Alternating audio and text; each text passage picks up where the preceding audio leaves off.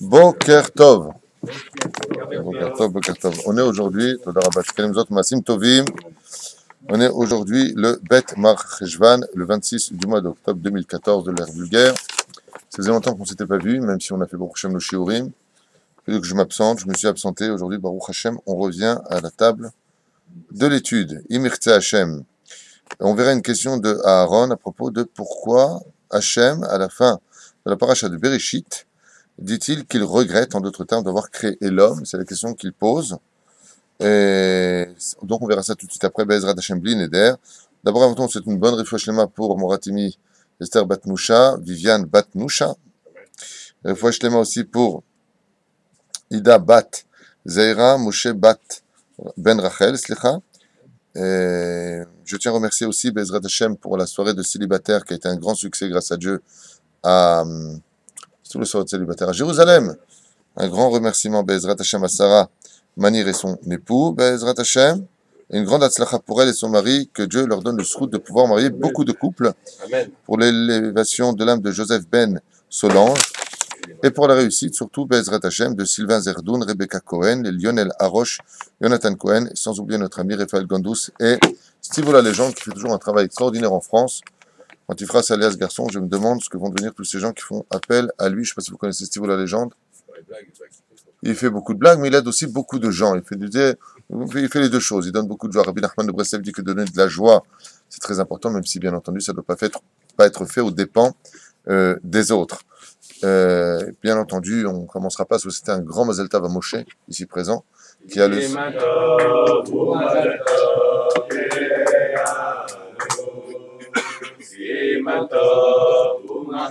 Vous voulez étudier ou là on va chanter de la journée? Il a le srout de marier sa fille, comme on dit, une fille à marier, mon Dieu, quel souci. Et d'ailleurs, j'en profite pour dire à voix haute, puisque j'en parlais avec ce matin, avec vraiment un excellent ami avec qui on partage beaucoup de secrets, et donc lui aussi doit marier sa fille. Et je lui dis, je t'en prie, sois pas comme tous ces gens aujourd'hui qui rentrent dans le trip de dépenser des fortunes pour des aînés qui coûtent aussi cher que des mariages. Les aînés, ça a toujours été à la maison, c'est très familial. Aujourd'hui, les gens dépensent de l'argent jeté par la fenêtre pour récupérer des serviettes, des draps qui auraient pu être achetés avec beaucoup moins d'argent.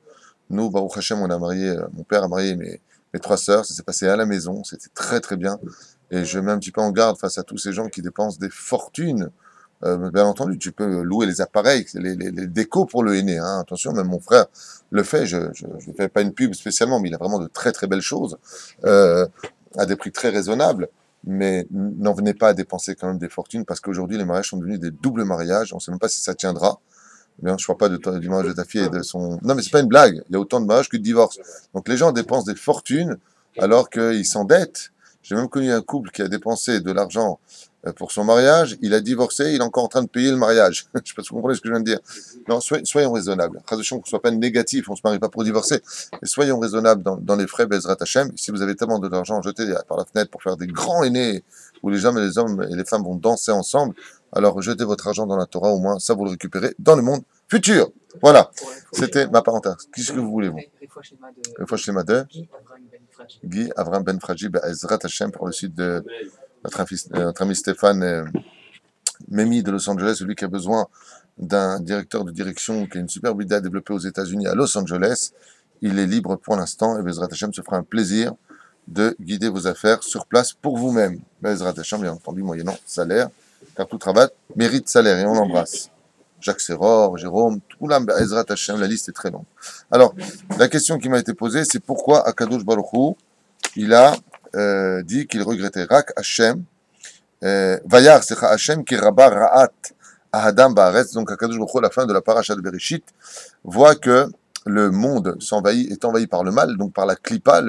Je vous l'ai déjà expliqué, ce qui fait fauter l'homme, c'est la clipa. On a expliqué hier dans le shiur sur le Maboul que malheureusement, eux, la clipa venait du fait qu'ils avaient tout. Quand tu as tout sur terre, quand tu donnes tout à tes enfants, absolument tout ce qu'ils veulent maintenant, tu obtiens le Maboul dans la vie. C'est-à-dire que la vie ne peut exister dans ce monde que quand tu n'as pas accompli tous tes rêves. Il faut que tu aies besoin de rêver, il faut que tu aies besoin d'évoluer.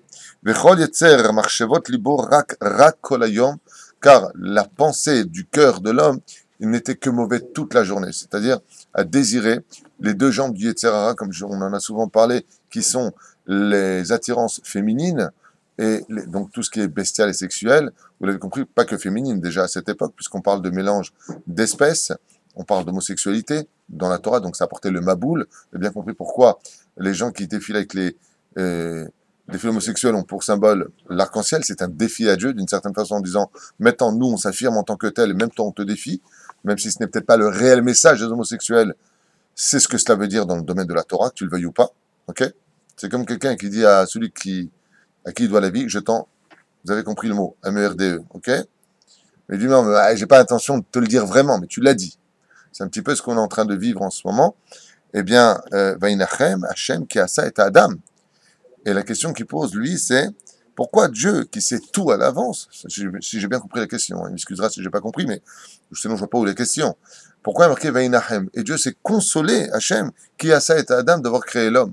Ben, si tu savais tout à l'avance, oui. Pour compléter la question, surtout qu'à la fin du sixième jour, il écrit Tov Meod. Il faut qu'il a créé l'homme. Oui. Il se contredit avec le Tov Meod. Donc tu es en train de dire quoi? Quand il a créé l'homme, il a dit Tov Meod.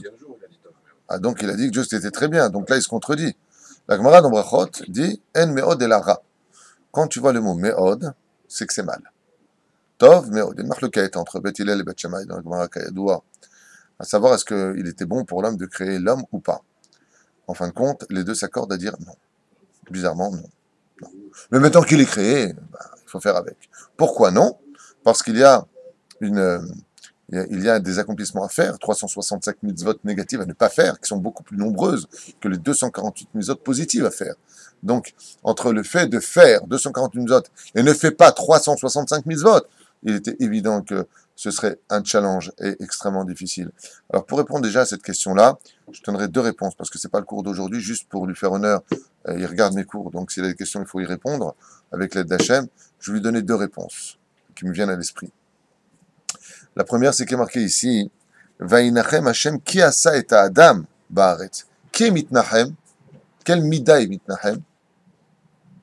Midat Chesed. C'est Shem Havaya qui est marqué ici. Comment s'appelle Dieu lui-même? Vous savez quel était son nom à lui? Le nom de Dieu. Dieu, comment il s'appelle? Il y en a un qui lui a posé la question une fois, il lui a répondu. Fin de Parashat Shemot. Eye, Yafemod. Le nom de Dieu, c'est Eke, Eye. Ici, il n'y a pas marqué Veitnachem Eke. Ici, il y a marqué que la Mida, pas Dieu lui-même, que la Mida du Chesed s'est consolée d'avoir créé l'homme. Pourquoi? S'il avait regardé un petit peu Rashi répond à cette question. Il dit parce que Midat Adin a pris le dessus.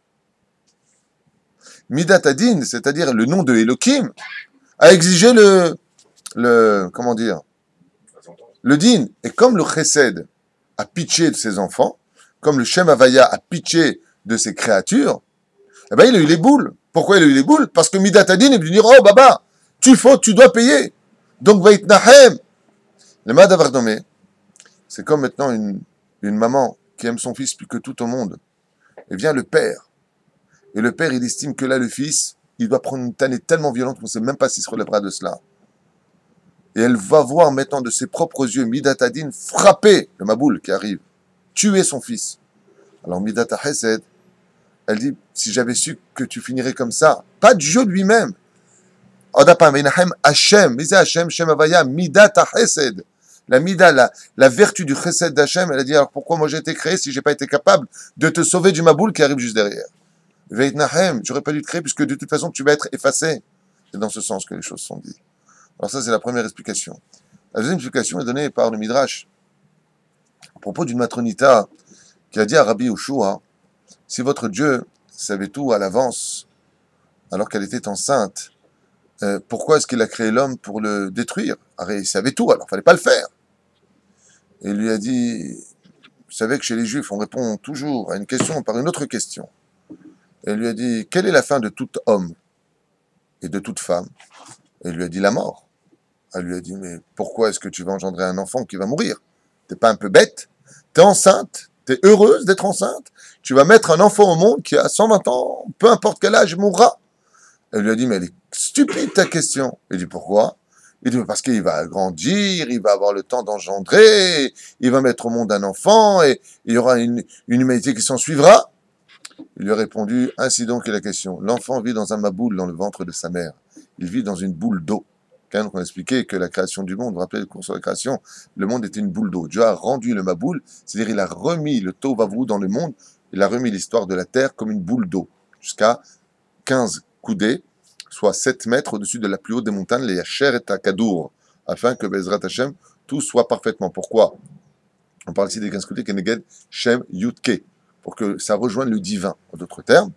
Et là, Kadosh Baruch Hu, Ishtabach Shem Olahad, a continué l'histoire de l'humanité. Ça veut dire qu'avec un seul Zera, avec Noach, Bezrat Hashem, ses 3 fils, plus ces 4 femmes qui pénétrèrent à l'intérieur de l'arche, eh bien, continuera l'humanité jusqu'à engendrer Abraham. Donc, est-ce que oui ou non c'était Kedai? Oui, car est né Abraham. Des fois, il y a des condamnations qui sont terribles dans le monde, mais il faut voir la suite. Alors, c'est vrai qu'on va mettre un enfant au monde qui viendra, qui va grandir, qui va dire papa, maman, qui va se marier, qui vieillira et qui mourra. Alors, pourquoi est-ce qu'il est venu au monde? C'est stupide de mettre une vie au monde si on sait qu'elle a une finalité sous terre. Alors, il lui a répondu, Tzadakta. Et c'est ce qu'il dit ici. Veitnahem Hashem. Il est mitnahem Hashem. Al mi ou mitnahem? Al ze shekulam yamutu aval basof mi yotze Abraham. Et c'est ce que nous enseignera Bezrat Hashem dans le Perek Ramishi, le Masechet Avot, la Mishnah au nom de Eser Dorot mi Adam ve'ad Noach, ve'Eser Dorot mi Noach ve'ad Abraham, Hacheba Abraham ve'kibel schar kulam. Est venu Abraham et a pris le salaire de tout le monde. Donc quand on voit une situation, je vous donne un exemple. Imaginez qu'un homme travaille très difficilement dans une société, on le traite comme un moins que rien, on l'humilie.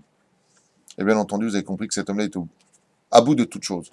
Et du jour au lendemain, on le nomme PDG de la société.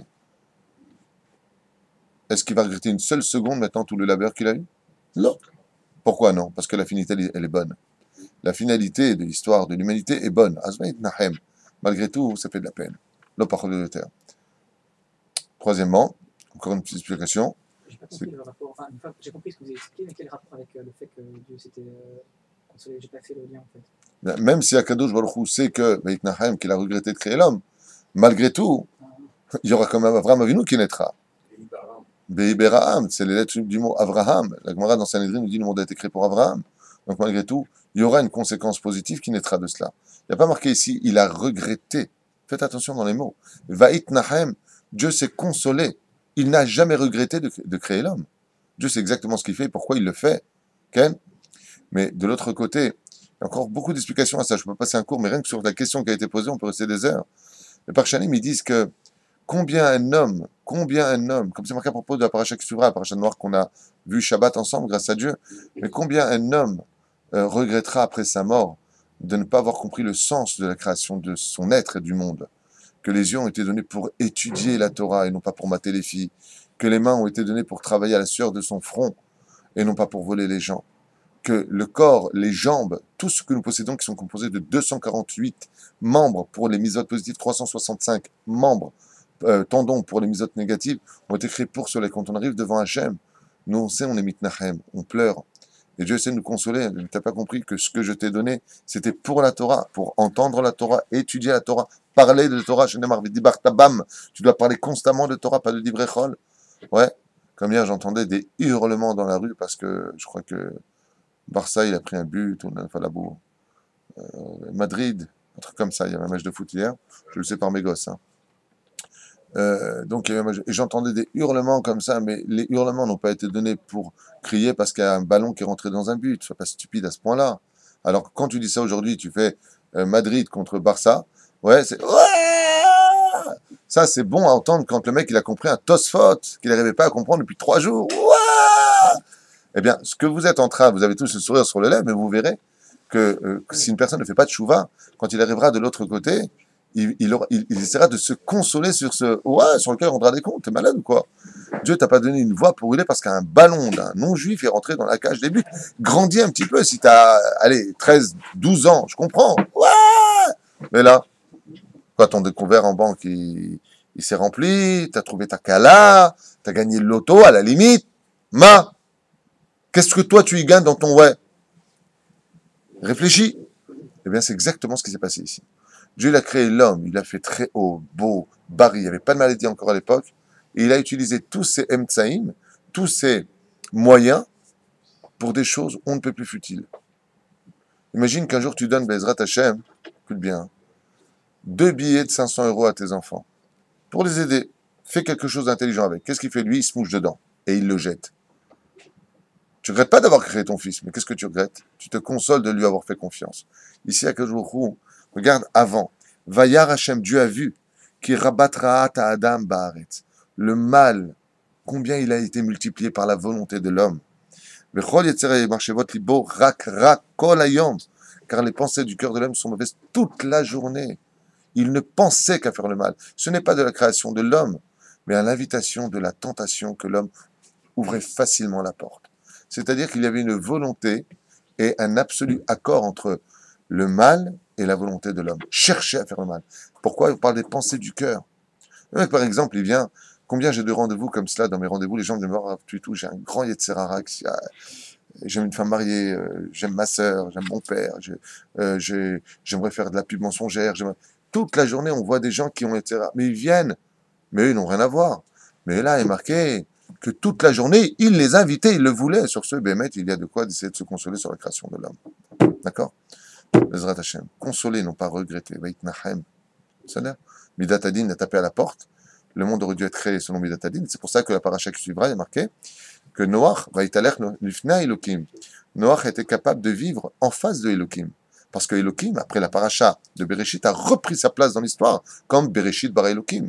Et donc c'est Midat Adin qui, en venant, a mis en désarroi Midat Chesed, Keshem Havaya, qui a dit maintenant qu'est-ce que je peux faire pour sauver la création du monde. Et la réponse a été donnée dans la suite, Lech Lecha Bezrat Hashem, qu'on comprendra cette semaine si on en parle. Voilà. Le troisième point, je l'ai coupé. J'ai pas compris. Vous alliez dire un troisième point, je l'ai coupé. J'ai pas compris. Il a dit une troisième réponse. Mais... Ah, il y en a beaucoup de réponses. Il y en a beaucoup de réponses. Mais si on passe le sujet, c'est aujourd'hui, Bezrat Hashem, on parlera de Masechet Avot. On est Yom Rishon. Mais si vous avez des questions, Inematov ou Manaïm, comme j'ai dit encore hier, beaucoup de gens me disent pourquoi Dieu a apporté le Maboul. C'est marqué nulle part que Dieu a amené le Maboul. Hein. Mais vie est un Maboul. Quand tu as marqué que Dieu apporte le Maboul, c'est parce qu'il y a marqué Ketz Kol Basar Bal Efanai. C'est pas de moi ce que je dis, c'est marqué dans, je crois, Mayana Sel Torah, qui dit que Dieu n'a pas apporté le déluge, mais que la fin de l'homme est arrivée jusqu'à lui. Donc le déluge qui est Otsamisé, en conséquence de cela, est venu sur l'homme. Car de Dieu, il n'y a jamais de mal qui descend. Jamais. Tout ce que nous faisons, tout ce que nous vivons, n'est rien d'autre que la conséquence de ce que nous voulons voir et vivre. Il n'y a jamais de mal. Hier, j'ai eu un coup de téléphone d'un très bon ami qui a perdu son travail à Paris. Dans les circonstances actuelles, c'était pas évident. Abal Zelo Davara, Chake, Bezrat Hashem. Attendons. Voyons comment les choses vont se passer. Tu verras, Bezrat Hashem, que de la confiance en Dieu, de l'épreuve que tu vis, ne sortira que du bien. L'avenir est une réponse. Quand on voit le verset que Dieu se console et qu'on regarde l'avenir du peuple d'Israël aujourd'hui en 2014 de l'ère vulgaire, alors que toutes les nations du monde s'unissent pour nous détruire, comme me racontait mon épouse hier soir, elle me dit, tu te rends compte, pour le Ebola, la maladie, ils demandent à réunir des fonds et des machins, rien du tout. Pour les Palestiniens, ils se sont réunis, ils ont ramassé en une seule heure 5 millions de dollars. Quand il s'agit de détruire Israël, parce qu'ils ont posé la question en Afrique, mais on meurt de faim, aidez-nous. Ils disent non, les caisses sont vides, on ne peut plus aider, on ne peut pas aider. Mais quand il s'agit de réaviver, de reconstruire, bien entendu, les maisons pour les pauvres Palestiniens, parce qu'il faut restructurer maintenant les bases de missiles qui partaient de leur maison, comme ça a été grandement filmé, mais ignoré par les journalistes volontairement, eh bien, il va falloir réinvestir. Alors, pour tuer du juif, eh bien, on est tous unis au niveau des nations du monde. Et il ne faut pas avoir honte de le dire, car la vérité, même si elle blesse et instaure la haine dans la bouche de ceux qui nous regardent, eh bien, la vérité n'en est pas moins différente. La haine pour détruire du juif, on est là, tu vois, on est Veitnahem Hashem, et malgré tout le peuple d'Israël, Chai Bekayam, le peuple d'Israël, Baruch Hashem, vit, la Torah d'Israël vit, la nation d'Israël se remplit, et Bezrat Hashem, la Géoula est très très proche. La haine, quoi que l'on subisse et quoi que l'on vive, il faut garder le sourire, Bezrat Hashem. Voilà. Adagim Shemenim Bisrut HaKorban. Qu'est-ce qu'il dit?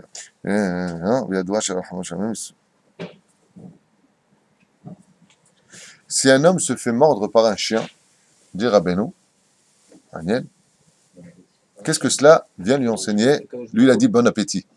Si un homme se fait mordre par un chien, j'ai bien aimé ton humour du matin, Blid, hein? Hachem, il veut qu'on se mette en question. Si un homme se fait mordre par un chien, qu'est-ce qu'il dit Rabbeinu à propos de cela? Omer Rabbeinu, Beyadoua Sherachame Shameim Mesullaqin. Si un homme se fait mordre par un chien, c'est qu'on vient lui annoncer des cieux que justement le Shem Havaya, la pitié d'Hachem, s'est éloigné de lui. Car les chiens dans la Torah et dans la Kabbalah représentent les forces du mal et non pas les forces du bien. Faut le savoir. Il y a 3 ans. Tu t'es fait mordre par un chien. Quand un gosse se fait mordre. Zé Adapam, Rabbeinu, il dit, quand on se fait mordre par un chien, c'est que la Rachmanout, le Shem Havaya, s'est éloigné de l'homme. Et Midat Adin s'est rapproché. Pourquoi? Parce qu'il y a marqué que les Shindalet, les anges qui frappent dans ce monde, les maladies, les coups, ont des formes de chiens. Regardons dans le Teilim. Tov.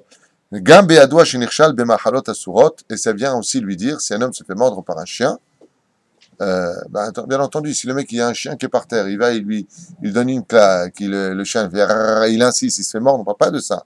On parle d'un coup, le chien veut le mordre, mamache, et il le mord. Alors il lui dit que cet homme la fasse teshuva, apparemment il a mangé taref. Quel rapport entre le fait d'avoir mangé taref et le chien? Il y a un verset dans la Torah qui le dit. David, alors tu te lâches pas aujourd'hui? Il ne veut pas se dévoiler. Il y a marqué Terefa, hein, Nevela, la Kelev, Tachlichou. Tout ce qui ne sera pas cachère, la Nevela, vous le jetterez au chien. Si le chien est mort, machma que tu lui as pris sa bouffe à lui. Machma que tu n'as pas mangé cachère. Voilà. C'était la parenthèse de Rabbeinu pour ce matin, Be'ezrat Hashem. Nous retournons dans notre seder sur les jours de la semaine. Aujourd'hui, Yom Rishon, Pirkei Avot, Be'ezrat Hashem. Rabbi Eliezer, Ish Bartota, nous sommes dans le Perek Gimel, Mishnah Zayin, ceux qui veulent suivre. Nous dit comme ça, Nikfar Bartota, Tenlo Michelo, Ma Kavana, tu lui donneras de ce qui est à lui. À qui on doit donner? À Hachem. Tenlo Michelo, la Kadosh Baruch Hu, Mima Shenatan Lecha.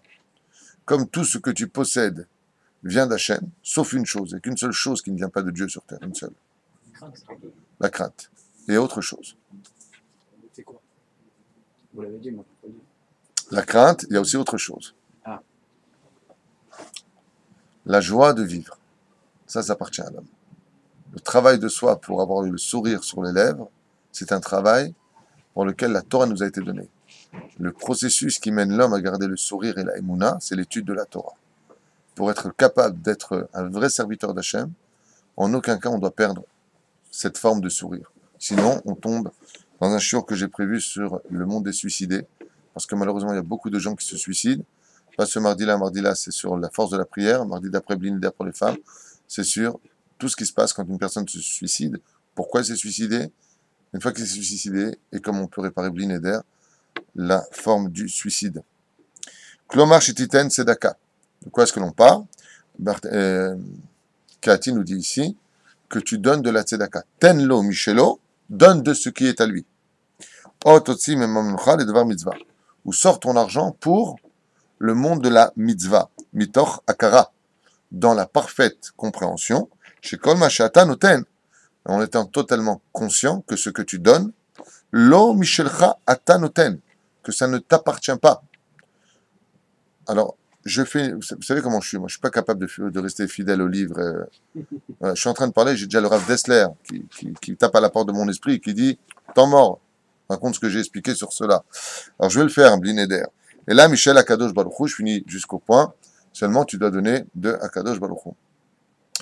Vous êtes conscient que, comme nous l'avions expliqué pendant Shabbat Kodesh à propos de la déchéance morale, le mot Hamas est traduit par Onkelos par le mot Khatouf.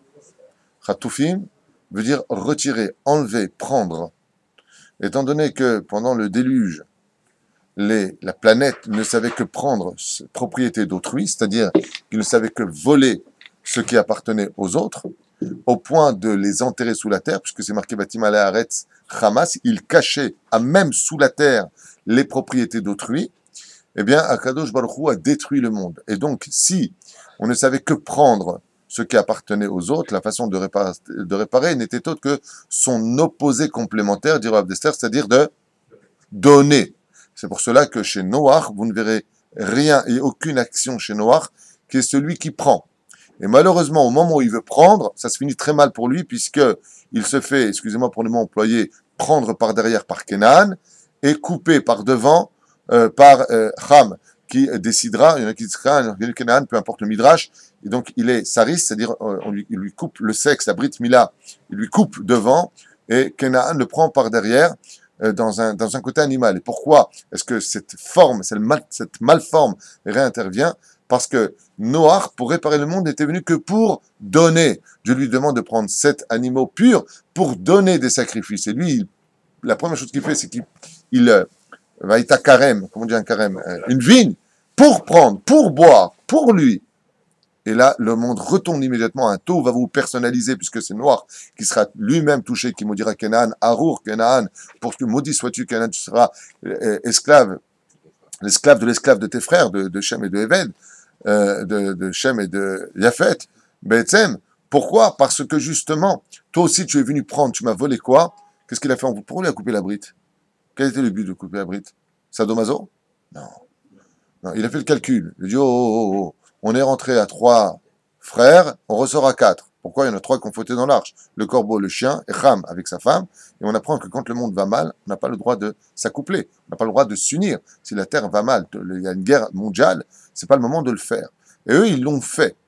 Donc, ils sont sortis à 4 de l'arche. À peine rentrés, pendant que ma boule descendait, pendant que les gens hurlaient, brûlés par les eaux bouillantes du déluge, eux, ces 4, ces 3 personnages dont on parle, donc le corbeau, le chien et Ham, vont être déjà maudits par Dieu. C'est pour ça que il y a cet extrait très important du Midrash qui nous dit que c'est de là qu'est venu le premier homme de couleur dans l'histoire de l'humanité. Midrash bizarre, mais en tout cas, il est rentré blanc, il est ressorti noir de peau, pour dire qu'il a fait la faute dans l'ombre de l'histoire. Qu'est-ce que cela veut dire? Chez Kol Echad Yavin. Moi, je sais ce que ça veut dire, mais je pense qu'il faut être délicat. C'est pour ça que, le Siyata d'Ishmaïa, il y a un contraste ici important à retenir. Maintenant, bien entendu, le corbeau va être béni parce qu'il va apporter à manger au prophète Rabakouk. Le chien va être rebéni parce que il, n'abordera pas à la sortie d'Égypte. Et les personnes de couleur qui ont été mises en esclavage, les pauvres, pendant toutes ces décennies, à être traités comme moins que des animaux, eh bien, aujourd'hui, reprennent on peut le constater dans le monde, le sceptre du pouvoir. De là, c'est une preuve que la malédiction, si elle donc s'estompe, c'est que le Mashiach est parmi nous, puisque la malédiction devait tenir jusqu'à la fin des temps, c'est ce que vient l'antithèse du Nachash, qui est la gématria du mot Mashiach. Et si aujourd'hui nous avons un homme de couleur, par exemple, à la tête de Édom, un homme de couleur à la tête de Édom, c'est pas normal. C'était la plus belle nouvelle qu'on pouvait recevoir des cieux, c'est que si un noir, un homme de couleur, prend le pouvoir chez les blancs, c'est donc que la malédiction a cessé, mashma, que le Mashiach est là. Baruch Hashem. Tov. Et le corbeau, il a été béni après. On vient de le dire, le corbeau a été béni parce qu'il a été maudit dans l'arche, il a été rebéni parce qu'il a apporté à manger au prophète Rabakouk. Donc comme ils ont nourri le prophète Rabakouk, le prophète Élie.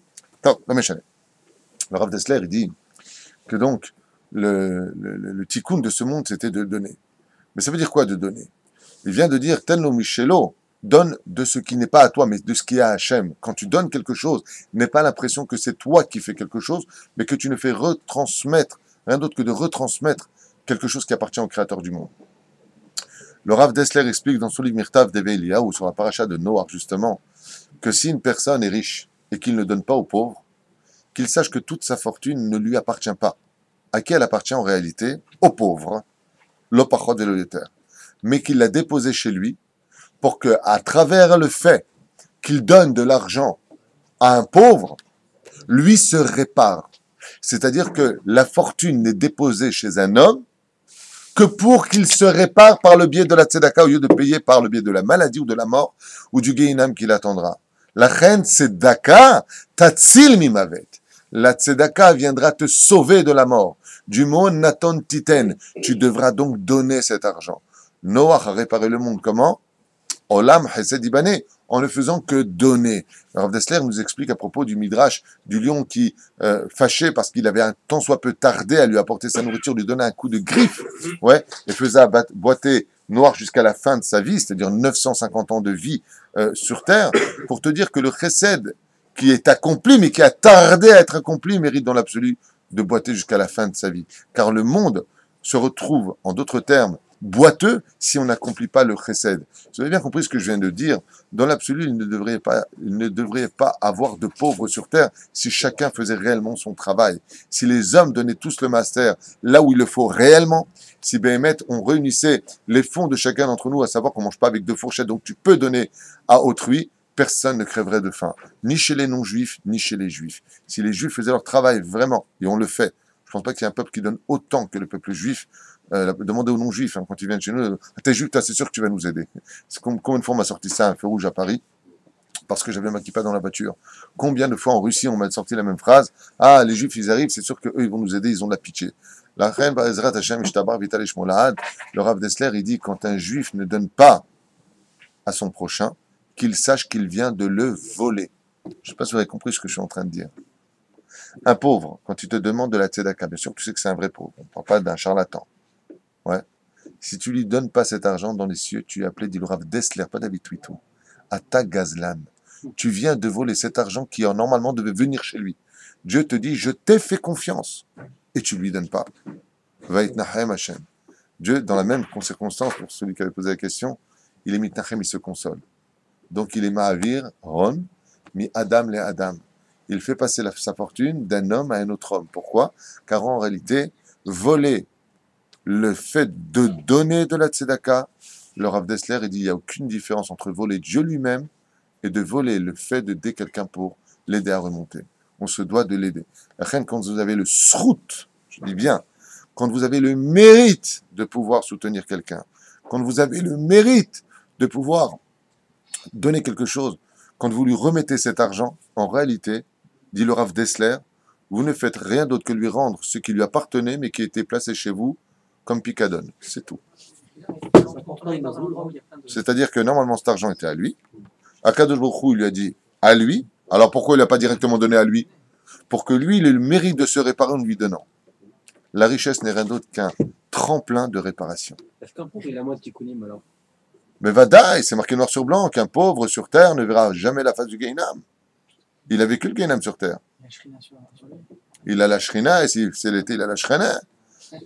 Qu'est-ce qui se passe quand on est par exemple au Kotel et qu'il y a 25 personnes qui viennent c'est-à-dire que dès lors qu'on a donné à 2-3 personnes mais qu'on a pu... Je suis gêné pour ta question, mais j'y répondrai puisqu'une enquête a été faite par le Rav Zini à l'époque, qui était bras droit, je crois, du Rav Mordechai Eliyahu en 1987.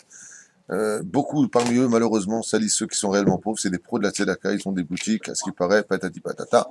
Ani le Yodéa. Moi, je dis simplement, je vais répondre à ta question, puisque j'avais déjà fait un cours sur la tzedaka, ce qui n'est pas le truc d'aujourd'hui. Quand il s'agit de donner une pièce, quand il s'agit de donner des sommes importantes, je dis à voix haute, écoutez bien ce que j'ai à vous dire. Celui qui va donner une somme importante, on va parler de 100 euros, 200 euros, il est hors de question de le faire si tu ne sais pas où ça va. C'est-à-dire que l'ivdok, où va ton argent? Il faut vérifier où va ton argent. Attends, tu vois, quelqu'un qui vient, tu donnes 5 euros, 6 euros. Le miskin, rien que le fait qu'il soit venu jusqu'à toi, qu'il ait tendu la main ici, humilié, ça ne mérite pas un salaire, donne-lui. Aval, quand il s'agit de donner des gros dons, comme 1000 euros, 2000 euros, 5000 euros, baba, vérifie. Tu vas voir un roche yeshiva, tu vas voir un roche mossad, tu vois la yeshiva. Alors je te dis, mais je comprends pas, il faut pas que l'on sache où ça va, mais toi, tu sais pas réellement où ça va, tu fais le don à la personne, et voir est-ce qu'il y a des secrétariats, est-ce que ça va payer. L'homme, il doit voir où va son argent. Je vous pose une question, quand vous investissez de l'argent dans une société, dans une affaire ou à la bourse, vous vérifiez pas tout le temps ce que vous faites de votre argent? Vous n'avez pas une chakira? Alors c'est sûr qu'on doit donner sans savoir où ça va. Mais quand, par exemple, vous faites un don ici, vous savez où, à quel abrère ça va aller? Vous savez pas. Lui, c'est d'où ça vient? Il sait pas.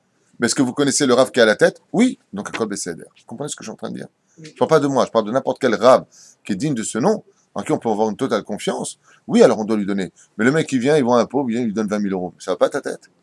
Et qui te dit que c'est pas pour les mettre dans sa boutique numéro 10 à Tel Aviv? Ça va pas, non? Vous savez combien il y a de trafic dans ce domaine? La question, c'était pour réagir par rapport à ce que disait Rav Dessler, si on se retrouve vraiment avec un endroit où il n'y a vraiment que de vrais pauvres et qu'on a des pièces, mais à quel moment on doit se dire il faut que j'arrête, à quel moment je dois dire je suis obligé de donner parce que si ça lui appartient, ça lui appartient, ça lui appartient. Il y a une juste milieu à trouver, c'est délicat. D'abord et avant tout, il y a des halachot pour le maaser et pour la tzedaka. À partir du moment où tu as donné ton maaser et de la tzedaka, tu as l'ochav la tête yoter. Une fois la tzedaka par jour. Les machal, non, la halacha, elle dit jusqu'à 20%. la tzedaka. Le mec, il a donné plus de 20% à Azma. 20% de quoi? Incroyable. De De- ce que t'as dans la poche? Non, de ton salaire. Le mec, il a donné. Le mec, il a déjà donné, Ah, des il a déjà donné son maaser, il a encore donné 20% de ce qui me reste. Non. T'as 10 000 shekels, t'as donné 2 000, c'est tout. Il a donné son maaser. S'il veut donner, ta question, s'il veut donner. Alors, il veut donner, il fait ce qu'il veut. Alors, je crois, Yosef, dans la Gemara, lui, il donnait Ad Belidaï. Lui donnait tout. Je connais une personne qui garde le maaser pour lui et qui donne les 90% aux pauvres. Et on lui a pas demandé de le faire, mais c'est son désir. Elle fait ce qu'elle veut. C'est une femme. Askol echad ou le mazalo. À partir du moment où tu viens et tu estimes que tu as donné, tu peux pas donner à tout le monde. Tu peux pas donner à tout le monde. Manasseh. Donc on n'est pas dans le cas de Rav des... La halakha nous dit, si tu en viens à donner la tzedaka au point que toi tu manques, tu n'as rien compris à la tzedaka. Ne donne pas au point où toi tu te mets dans des difficultés. Maintenant, si tu le fais, moi j'ai un ami ici, il s'appelle David, que Dieu le bénisse. Je l'ai appelé 2-3 fois alors que le collègue était vraiment en phase de manquer de payer les abrechim, hein, j'avais pas du tout d'argent. Donc je l'ai appelé, il me dit écoute, en ce moment c'est pas le top au niveau travail, il a été capable de prendre un prêt à la banque pour l'envoyer ici. Un mec est capable d'aller prendre un prêt à la banque pour envoyer l'argent ici pour sauver un mois de collègue pour le salaire des abrechim. Excusez-moi, mais c'est un homme exceptionnel. C'est quelqu'un c'est pas il donne il a pas, il est parti prendre un prêt. Je prends un prêt à la banque parce que je laisse pas la Torah du Rav du tout. Tu te rends compte de quoi je te parle? Je parle de ça il y a quelques bons mois. Ouais. Il n'agit pas suivant la halakha. Il n'agit pas selon la halakha. Ani lo yodea. Ce que je sais, c'est qu'en salaire, sa femme est tombée enceinte tout de suite après et qu'elle a couché d'un bébé que je souhaite à tout le monde, dont la beauté physique et spirituelle est énorme. Baruch Hashem. Ani lo yodea. Je rentre pas dans le compte divin. Mais ce que je sais, c'est que sa Messirut Nefesh, à mon humble avis, elle a dû... Faire trembler des cieux. Il y a un Rosh Yeshiva, Yerushalm, je ne donne pas son nom pour le Kavod. Lo Anim Velo Alechem. Sa yeshiva était sur le point de fermer à cause de toutes les kitsutzim de l'État d'Israël. Vous savez qu'ils ont fermé beaucoup de robinets. Il est parti hypothéquer sa maison pour sauver sa yeshiva. Tous ses enfants. Il a hypothéqué sa maison pour sauver la yeshiva. Je ne sais pas si vous comprenez ce que je vous dis. Alors, qui lui a demandé d'hypothéquer sa maison? Qui lui a demandé à mon cher et tendre ami d'aller prendre un prêt à la banque pour sauver une Torah qui est à 11 000 km de lui? Non. Il y a le Messirut Nefesh, mais c'est pas ce qu'on demande. Pour ça, il faut être des gens exceptionnels. Un Rav qui est capable d'hypothéquer sa maison, de se retrouver à la rue pour sauver la yeshiva, pour sauver ses élèves, c'est un homme exceptionnel. La preuve en est, vous ne le connaissez pas, on en parle. Son nom est gravé dans l'histoire. Mon ami qui est capable de prendre un prêt à la banque en disant quoi, le Rav Toutou n'a pas de quoi payer, mais je laisse pas. Et il envoie l'oseille, mais excusez-moi, mais ce sont des gens exceptionnels, ce sont des gens qui ont leur nom dans les cieux. Récemment, d'ailleurs, il a fait un rêve, il m'a appelé en me disant j'ai rêvé de telle et telle chose, d'un bateau avec plein de bateaux. Alors je regardais ce qu'il disait Rabbeinu sur ce rêve-là, et il avait marqué là-bas que Muftach lo shehu vebanav ba'olam haba. C'est un rêve qui annonce que lui et ses enfants sont dans le monde futur. Est-ce que les rêves sont vrais ou pas, c'est pas la question. En tout cas, c'est ce qu'il avait marqué. La reine, pour être un homme exceptionnel, il faut quand même avoir eu des actions exceptionnelles. Imagine que on dise dans les cieux comme la femme de ce grand rave, je crois que c'était le Rav Yerbach, quand il est décédé, sa femme, non, c'est le Rav Eliashiv, excusez-moi. Quand il est décédé, le Rav Eliashiv, que son mérite nous protège, sa femme, le jour de l'enterrement, a dit il ne m'a jamais vexé de toute notre vie de mariage. Exceptionnel. Je ne sais pas si vous comprenez ce que je viens de dire. Hein? Moi, je défie une personne. C'est pour moi, chérie? Gentil, mon fils. Pose-le. Voilà. Doucement. Voilà. Donc, moi, je défie une personne de laisser une seule journée sans que sa femme vienne nous voir en disant il ne m'a pas humilié. De quoi est-ce qu'on parle? Advarim Gdolim Bezrat Hashem, Zelo Pashut. On veut être exceptionnel dans ce monde. Quand on parle, on veut dire des choses qui sont exceptionnelles. Il faut faire aussi des actions exceptionnelles. Imagine que l'on dise de toi que jamais un pauvre pourra dire qu'il t'a demandé de l'aide et tu lui as dit non. C'est exceptionnel. Quoi, tu veux dire que tout le temps tu as pu aider? Non, même quand j'ai pas pu, j'ai pu. Moi, je connais une personne qui est comme ça. C'est ma mère. Je pense qu'aucune personne sur Terre puisse dire moi je lui ai demandé et non. Pourquoi? Je l'ai vu. Que Dieu la bénisse, il lui donne une bonne santé. Jamais elle a laissé une personne qui a fait appel à elle. Jamais. Et si elle ne peut pas, elle s'empruntait un petit peu chez Rabbi Moshe Deri, elle est là où elle est, elle ne laisse pas une adresse. La seule fois où j'ai vu ma mère pleurer ou être triste, c'est parce qu'elle a oublié un pauvre qui était à Tibériade et qu'elle a passé Pessah parce qu'elle est dans une situation délicate, on va dire cela comme ça. Des gens exceptionnels. Baruch Hashem. Baruch Hashem. Tov, vous voulez pas étudier hein? Ah, donc, qu'est-ce que tu veux dire? Dis que j'ai des messages pour toi d'ailleurs de M. Gandous de Paris qui voulait te lancer un message. Je t'écoute. Non, ce que disait, par exemple, Rav Toutou avait parlé que lorsqu'il va au côté. Tu sais ce qui va se passer du fait que tu t'es assis à droite, les gens vont me dire pourquoi Adam est passé de l'autre côté, mais c'est pas grave. Alors je t'écoute. Il fait la monnaie, il rentre dans la main, et 50 shekels de monnaie parce qu'il sait que là-bas, il va donner des shekels à tout le monde. Alors, ce qu'il vient de te dire, Adam, c'est la pure vérité. Il y a des endroits où, quand je vais là-bas, je prépare. Par exemple, je sais que quand je vais au Kotel, je fais, tu sais, comme les Dalton, je prépare une bourse. C'est pas une blague, hein. 1 shekel, 5 shekels, 10 shekels, je prépare ce que je peux, j'ai dans ma poche. Et là, j'ai pas de remède. Pourquoi? Parce que quand tu sais que tu vas avec un sac prêt à te donner, tu vas donner ce sac. Ils peuvent venir autant qu'ils veulent. Viens, je t'attends. Viens, viens, voilà, tu donnes, tu kiffes. Là où ça devient rasera, c'est quand tu fais ça. Attends, bon, 2 secondes. Puis t'es en pleine amida, puis t'as le mec qui te fait ça. Que t'as envie de le finir en coup de boule, tu vois, en coup de low kick. Mais au Kotel, tu peux pas, t'es venu demander de l'aide à Dieu. Tu connais, il lui répond, donne-moi 1 million d'euros, donne-moi 500 euros, il a donné 500 euros, il dégage, tu me déranges, je suis avec Dieu. D'accord? Non, c'est évident que quand tu viens et que t'es comme ça et que tu regardes et que l'autre, maintenant toi tu ouvres ton truc, tu recherches une pièce. Et tu dis, non, voilà, t'as des billets, t'as des billets. Ça, si, c'est pas une blague. Ah, si. Ah, si, il te regarde ton porte-monnaie, il te dit, ouais, t'as des billets, et il te met la main dedans. C'est caricatural. Ah non. Ah non, t'es pas allé au Kotel alors. Ah non. C'est pas suffisant. Ah non, yesh veyesh. Mais c'est Mais mignon! Mais c'est mignon! Il y a des gens, ils vont au Kotel comme ça, ils jettent l'argent. Non, il y a des professionnels, et j'en connais. Et il y a des gens qui sont vraiment pauvres. C'est pour ça que il faut se renseigner. Le mieux, c'est de donner. Voilà, moi j'ai une famille vraiment très pauvre que vous connaissez, qui a quitté le Kollel, malheureusement, qui est un très grand Talmid Chacham, et qui vit dans une énorme pauvreté. J'ai une enveloppe pour lui qui m'a été envoyée. Il y a quelqu'un qui m'a envoyé 100 euros de France pour lui. Il y a des gens qui m'ont donné 400 shekels pour lui. C'est dans l'enveloppe. J'attends de monter le voir, puisque aujourd'hui il s'est installé à Bétar. Ça, c'est des vrais pauvres. C'est vraiment des gens, quand vous ouvrez le frigidaire, il n'y a rien dedans. Alors ça, c'est des vrais pauvres. Il faut se renseigner, Bémet, à savoir qui aider et avant qui aider. C'est ça. Il faut se renseigner. Alors, on ne va pas connaître la personne, mais il faut, quand on a des sommes, je parle de sommes d'argent, aller voir une personne qui on a une confiance absolue, pas une demi-confiance, une vraie confiance. Mais voilà, je veux aider une famille, je veux pas que ce soit, vous sachiez de moi, comme ça. Zayn, ça là. Donc le Rav Dessler, il dit, celui qui ne donne pas aux pauvres a tout simplement volé le pauvre lui-même parce que ça lui appartient. Comment ça peut lui appartenir? Tenlo Michelo. Ayama, c'est, vous avez une minute, je vous raconte une petite histoire, une vraie histoire qui s'est passée à l'époque de Rothschild.